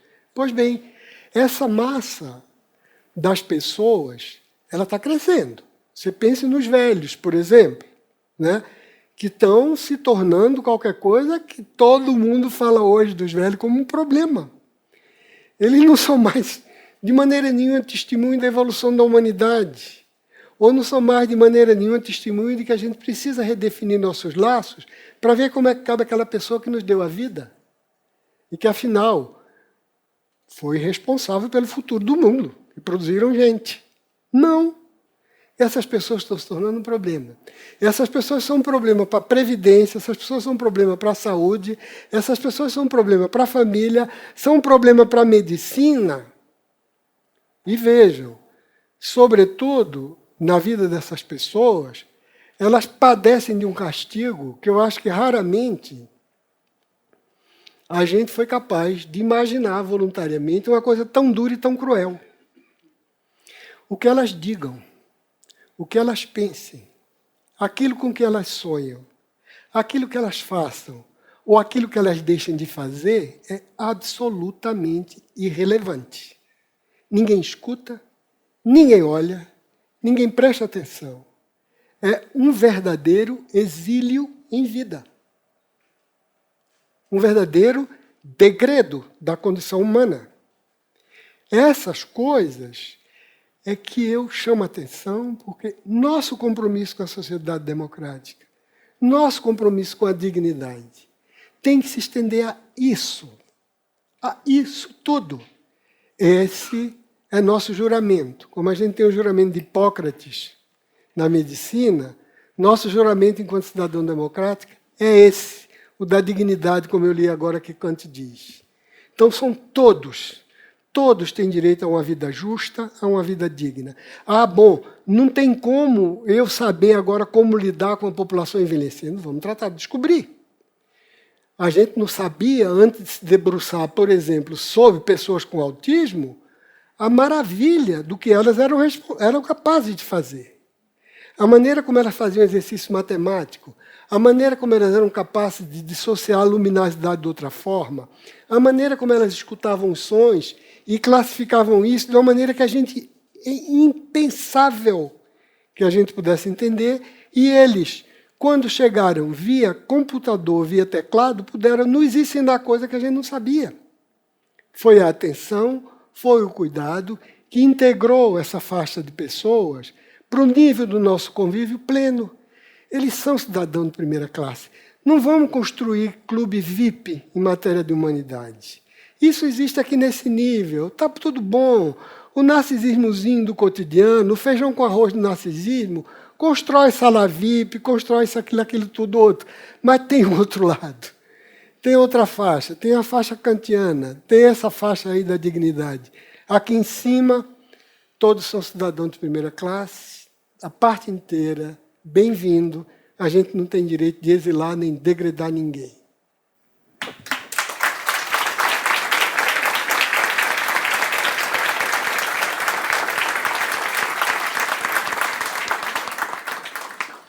Professor, infelizmente a gente está sem tempo para mais perguntas, mas antes de ter uns avisos finais aqui da nossa apresentação, antes da gente encerrar, eu quero repassar a palavra para o senhor, caso queira fazer uma conclusão da noite de hoje.